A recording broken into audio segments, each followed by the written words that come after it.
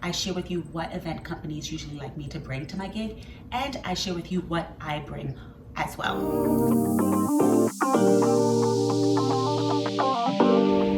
Hello friends, welcome back to my YouTube channel, and if you're new here, my name is Nicole Wright. I am a performer and music educator located here in New York City.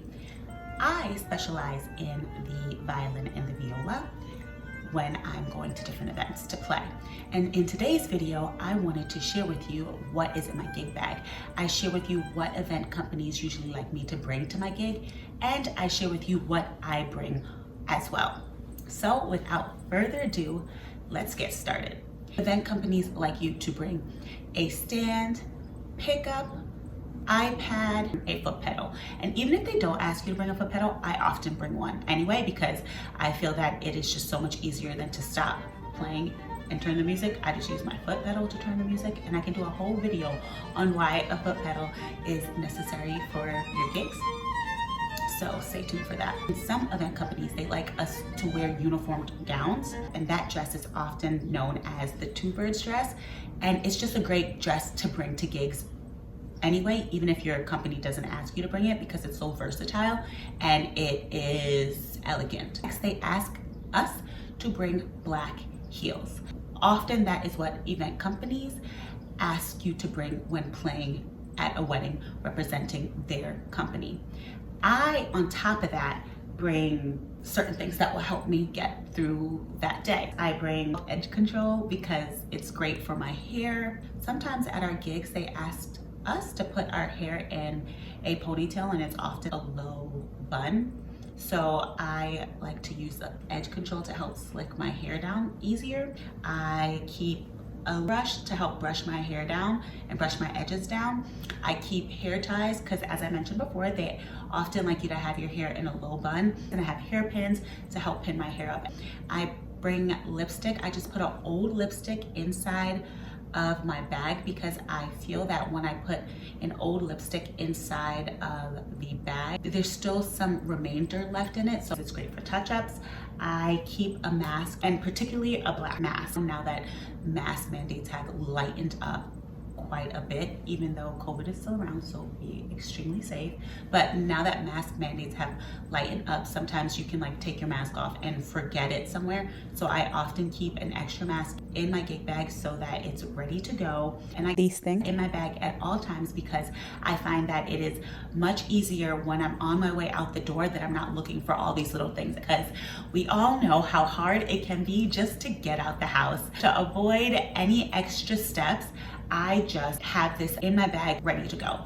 So now that I've explained to you the things that I have in my bag, I'm gonna show you how it all fits into my stand bag, because as a musician, you're often traveling with a lot of stuff. You have your purse, you have your stand, you have your instrument, and you can feel like a bag lady. And I do not like feeling like a bag lady, especially when I'm in a summer dress and heels, because I love to dress up. And sometimes after my gigs, I like to go somewhere and I don't want to feel like I'm carrying a bunch of bags. So I fit everything into my stand bag and my viola case. So now I'm going to show you how I do that. And if you're interested in the type of stand that I use, let me know and I will let you guys know what has helped me and been great for me as I go on my different gigs. Without further ado, let's pack my stand bag.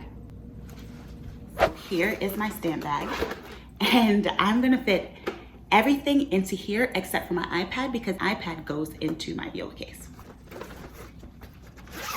Already in here is my stand and my pickup. I can also talk about the pickup that I use when I go on different events. If you guys are interested in that, just comment below and I'll give a video on that. Then I have my foot pedal. You also have to be kind of savvy the way you pack your bag, because though I said I keep all this in my bag, it is packed to the brim. And I put my lipstick, my old lipstick, my edge control, my hair ties, and my hairpins in this Ziploc bag, just in case, you know, there's any spillage. It is locked here in the Ziploc bag. And then my mask and my edge control brush, and I put that all in this pouch here so that it is all together and it's kept in my gig bag. And I try not to take this out of my gig bag because, as I told you before, it's hard enough to get out of the house.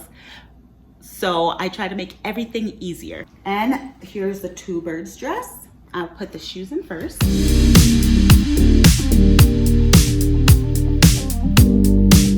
The dress goes here because the dress is easily molded, whereas the shoes is not something that's easily to mold. Also a pencil. I don't think I mentioned that before, but I also carry a pencil. Pencil is here because it's just easier to know where it is when it's in like a bag, because this bag is quite big. And we put that on the side. And now we close the bag.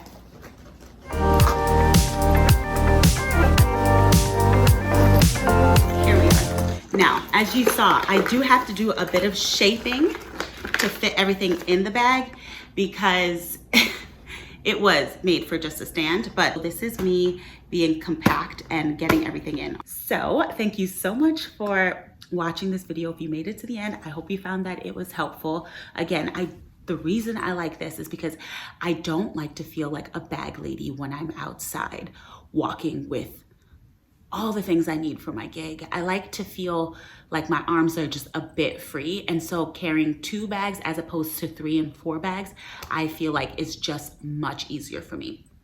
Now, to each its own, but that is what is beneficial for me, especially in New York City when you have to go up and down the train station steps and you have to take the bus or something to meet your carpool. It's just easier. I hope you found this video helpful. Thank you so much for watching. Honestly, I love you guys to the moon and I'm wishing you the best of the best.